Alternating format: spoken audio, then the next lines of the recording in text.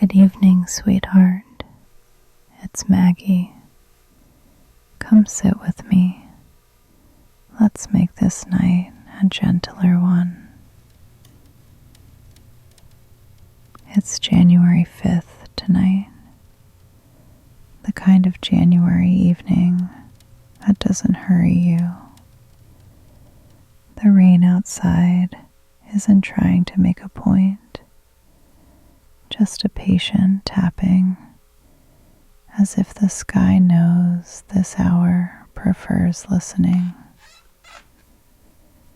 I turned the lamp on a moment ago, and the room leaned toward it the way it always does.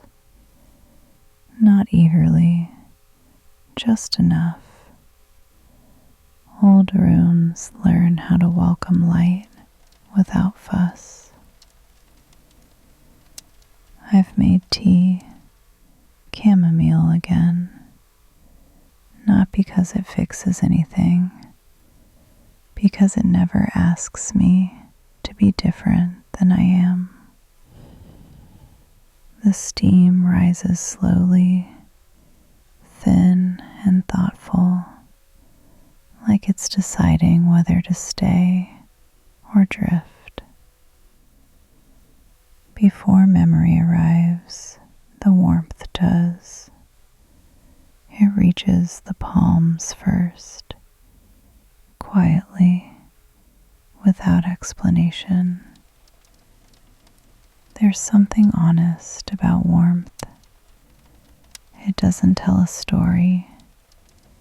It doesn't announce where it comes from.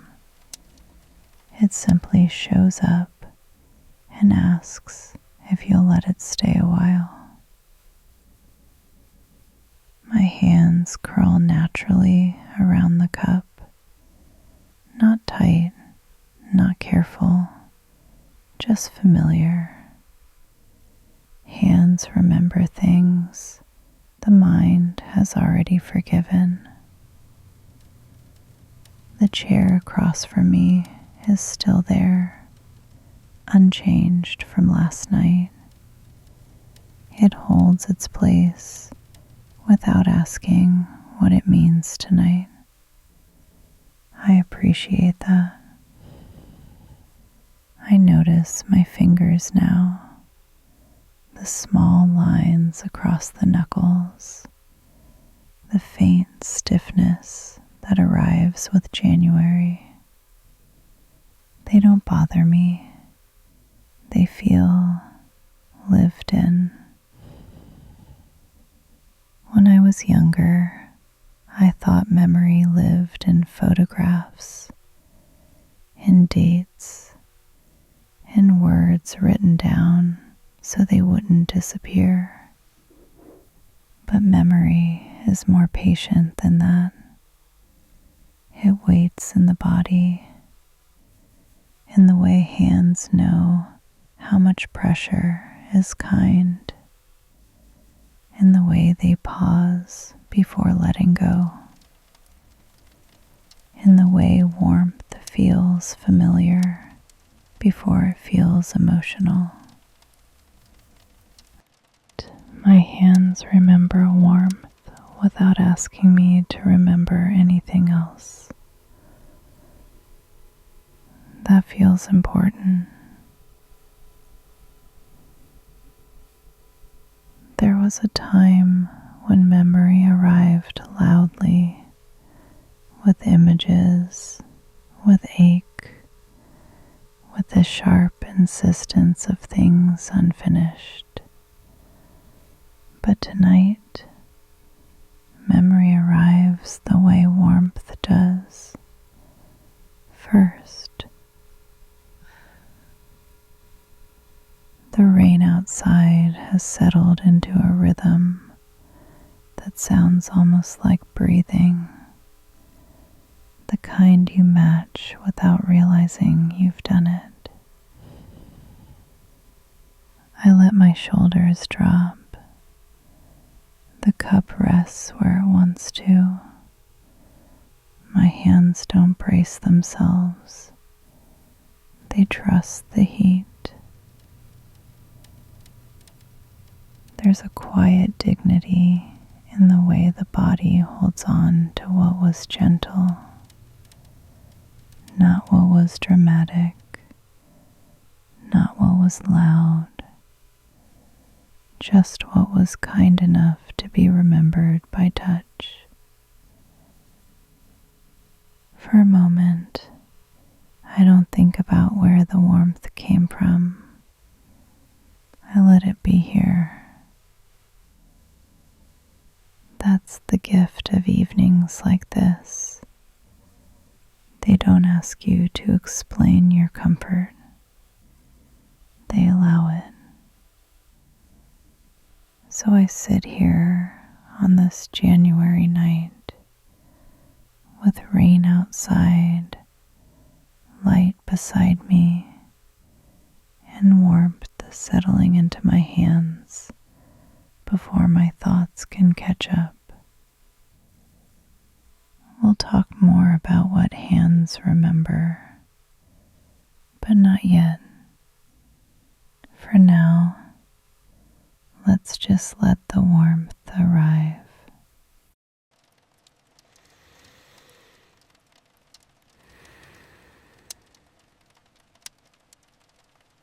My hands have learned many things without anyone ever teaching them. They learned how to reach before I knew I needed something. They learned how to pause before holding too tightly. They learned how to release without making a sound. No one explains these lessons. They arrive through repetition, through living. As I sit here tonight, the warmth of the tea settles deeper into my palms. Not hotter, just steadier. It reminds my hands of something familiar. Not a moment, not a picture, but a way of being held. There's a difference between gripping and holding. Hands understand that difference long before the heart does. I notice how my fingers rest now, curved but not tense, present but not demanding. That shape didn't come from effort. It came from practice. My hands remember what kindness felt like because they were treated kindly. Not always, not perfectly, but often enough. There was a time when my hands were busy proving things. Proving I could manage, proving I could hold everything together, proving I didn't need help. Those hands were different. They were tighter, quicker, always preparing for weight.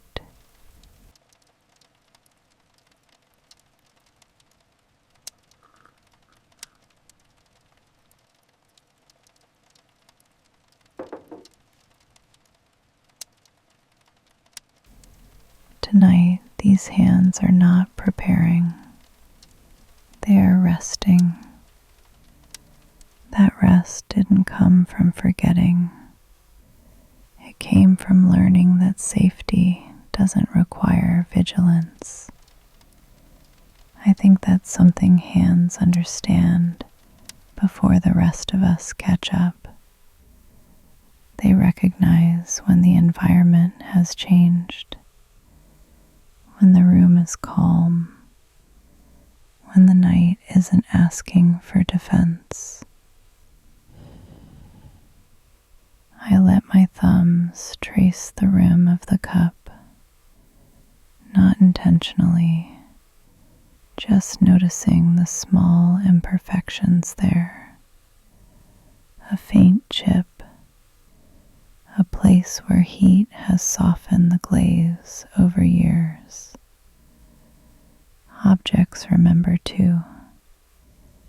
They remember how they've been held. This cup has been lifted on nights of celebration, on mornings of worry, on afternoons when company stayed longer than planned. And tonight, it's simply being held. There's a quiet intelligence in that, holding without urgency, without expectation.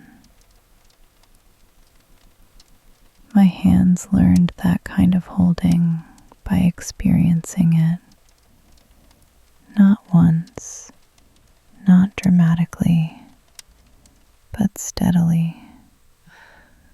I think about how rarely we talk about this, about the education of touch, how hands learn gentleness, not through instruction, but through trust. Trust is a language hands speak fluently.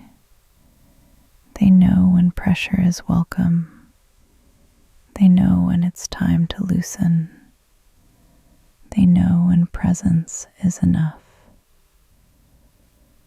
Tonight, my hands aren't asking for more warmth. They're acknowledging it.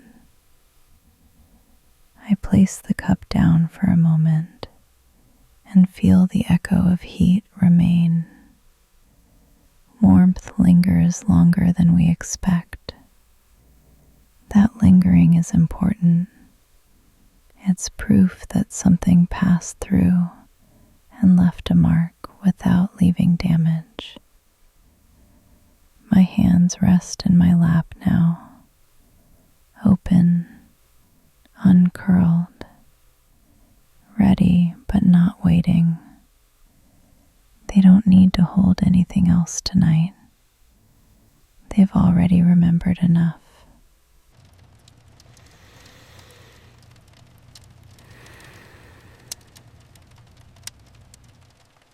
There is a particular shape hands take when they are holding someone they trust. It isn't firm. It isn't careful. It isn't afraid of letting go. I didn't understand that shape at first. It wasn't something I learned quickly or intentionally or all at once.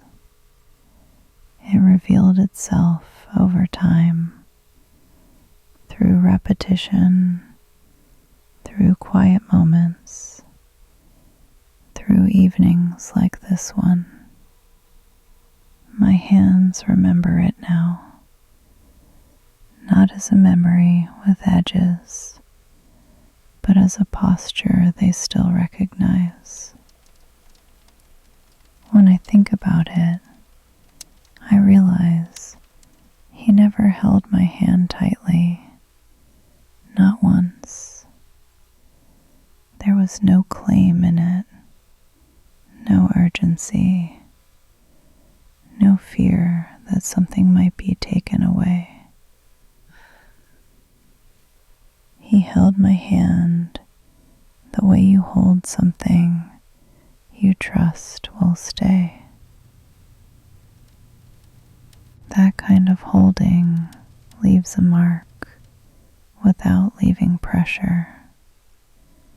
It teaches the hands how much space love actually needs.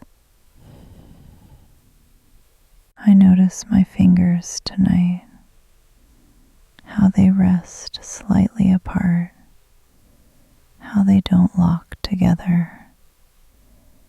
That's the shape, the quiet one. Back then, I didn't name it. I didn't realize I was learning anything at all. But hands are observant. They pay attention even when the mind is busy elsewhere. They learn the difference between being held and being kept, between presence and possession. The warmth of the tea returns to my palms as I lift the cup again. The sensation overlaps, not in a dramatic way, just enough to remind my hands of something they already know. Warmth spreads, pressure doesn't, and that's how my hands recognize kindness. I think that's why the memory arrives gently tonight, because there's no urgency left in it, no reaching, no grasping, no unfinished sentence demanding to be completed. The holding, I remember, was never about holding on. It was about being there. There's a freedom in realizing that love doesn't always tighten, that care doesn't always cling, that sometimes the safest place for a hand is one that allows movement. I set the cup down again. My hands remain warm, not because the cup is still there, but because the sensation knows how to stay. That's how some memories work. They don't need to be revisited to remain present. They live quietly in the body, available when needed, unobtrusive when not. Tonight, my hands are not searching for that shape. They already carry it, and that feels like enough.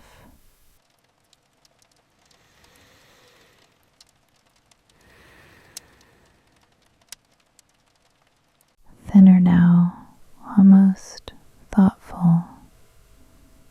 There was a time when certain memories arrived before my body was ready. They came quickly, with weight, with a tightening that started in the hands and traveled upward before I could stop it. Back then, my hands reacted before I did. They stiffened, they closed, they braced, as if remembering meant something was about to be taken again. But tonight, nothing tightens.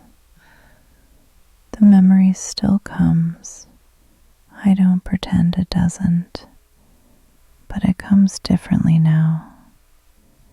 It arrives without urgency, without sharp edges, without the need to announce itself. I lift my hands slightly from my lap, turn them palm up, just to notice. They're steady, not numb, not guarded, just present. That's how I know something has changed. Not because the memory is gone, but because my body no longer treats it as a threat. There's a moment in healing that no one really prepares you for. The moment when a memory returns and nothing hurts.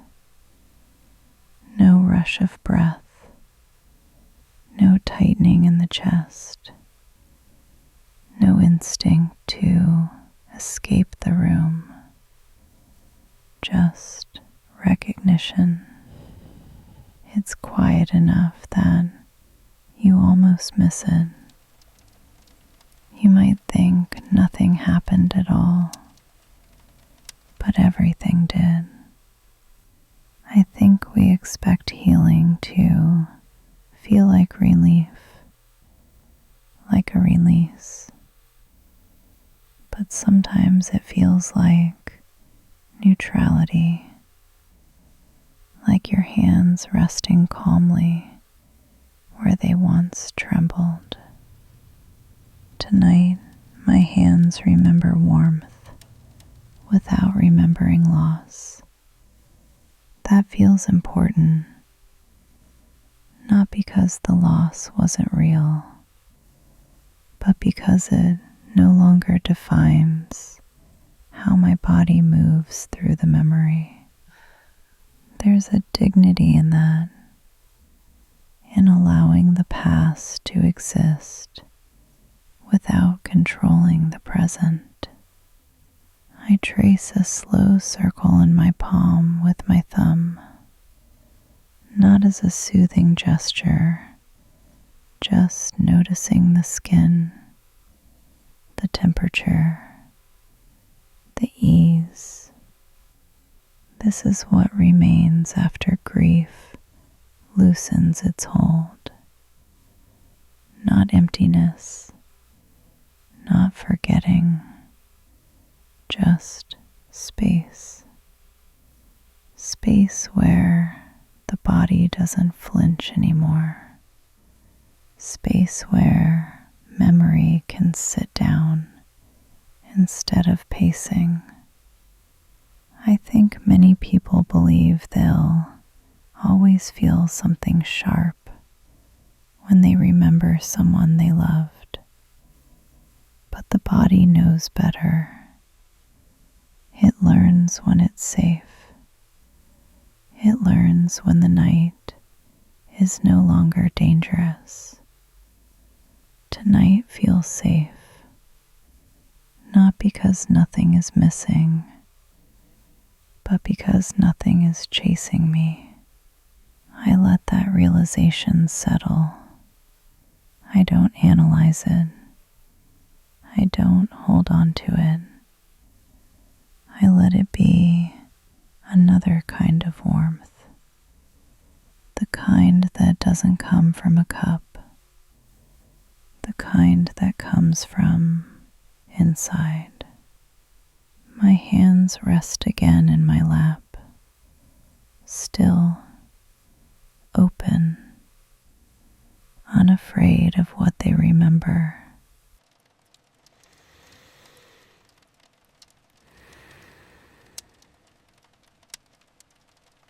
Softer now, as if learning when to step back. There comes a moment when the hands no longer ask to hold anything at all. Not because they're empty, not because they're tired, but because they've finished remembering what they needed to remember. I feel that moment now. It arrives quietly, the way evening settles after the last thought has spoken. I set the cup down on the table beside me. The surface is cool beneath it, and the sound it makes is gentle, like a period at the end of a sentence that doesn't need another paragraph. My hands don't follow the cup. They stay where they are, resting in my lap, palms relaxed, fingers uncurled. There was a time when stillness in my hands felt unsettling, as if rest meant something had been abandoned. But tonight, rest feels intentional. body knows when it's allowed to stop guarding, and my hands seem to understand that nothing is approaching them now. No task, no demand, no memory that needs managing, just space. I notice how warm my palms still feel, even without the cup. Warmth lingers longer than we expect it to. Not all warmth needs a source. That thought comforts me more than I'd like to admit. I think about how often we ask our hands to do things without asking if they're ready. Hold this, fix that, reach further. Tonight, I'm not asking anything, and the hands don't protest. They simply rest.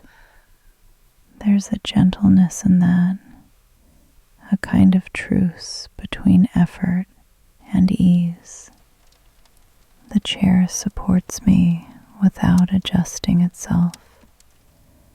The room holds the quiet without commenting on it. Everything seems to agree that this moment doesn't need improvement. I realize then that resting doesn't mean closing. It means trusting that what mattered has already passed through. My hands aren't closing around anything. They're open in the way you are when you know you don't need to hold on to keep something real. This kind of rest doesn't erase memory. It simply puts it down, gently. I let my hands remain where they are. No movement, no instruction, just being. There's something deeply human about allowing the body to finish its own sentences. Tonight, my hands have said enough. They've remembered warmth. They've recognized kindness. They've released what no longer needs holding. Now they rest.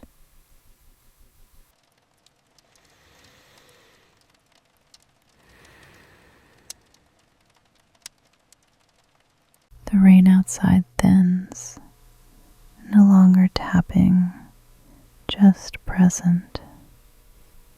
The night has reached that quiet point where nothing more is required of it. Not another thought, not another memory, not another explanation. My hands remain where they are, resting easily, as if they've been set down by the evening itself. They don't feel unfinished. They feel complete. There's a kind of knowing that comes after remembering. Not a conclusion, not a lesson, just a sense that something has been placed where it belongs. The warmth I felt earlier hasn't disappeared. It's changed shape. It's no longer concentrated in my palms. It's spread into the wrists, into the arms, into the slow rhythm of my breath. Warmth doesn't need to stay where it began to remain real. I think about tomorrow for a moment, not as a plan, not as a list, just as a continuation, another evening, another cup, another quiet place to sit. My hands will be there too, not searching, not waiting, just ready. That feels important to say. Ready, not because something is missing, but because something meaningful has already passed through. I notice the room now, how it feels settled, as if it has completed its own small cycle. The chair across from me remains where it is, unoccupied, unbothered, available. I understand now that availability is a kind of peace. It doesn't promise anything. It simply doesn't close. That might be what I carry forward from tonight. Not the memory itself, but the way it arrived, gently, without demand. There are many ways to remember someone. Tonight, my hands chose warmth, and that feels like the right one. I shift slightly in my chair, feeling the room respond. The night doesn't resist. It knows when to let go. In a moment, I'll turn off the lamp. I'll let the darkness take its place without worry. But before I do, I sit with this final understanding.